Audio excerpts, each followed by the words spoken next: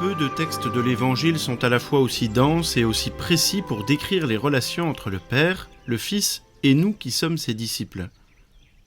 Si vous demeurez en moi et que mes paroles demeurent en vous, demandez tout ce que vous voulez et cela se réalisera pour vous. Ce qui fait la gloire de mon Père, c'est que vous portiez beaucoup de fruits et que vous soyez pour moi des disciples.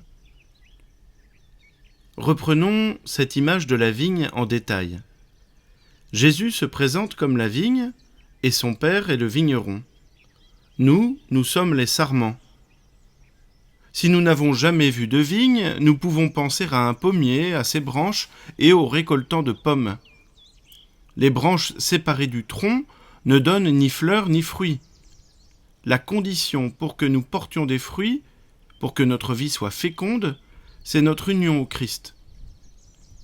Comment être uni au Christ ? On ne le dira jamais assez, c'est en recevant les sacrements, en priant chaque jour, en lisant l'Écriture et en exerçant la charité fraternelle avec nos contemporains. Tout cela dépend en bonne partie de nous. La fécondité de notre vie est à notre portée. Nous pouvons être surpris de ne pas voir l'Esprit Saint dans cette image. C'est parce que l'image est quelque chose de visuel. Or, l'Esprit est invisible par nature.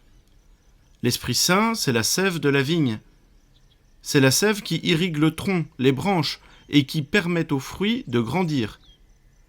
Or, quand on regarde la vigne, on n'en voit pas la sève, mais on sait bien qu'elle est là.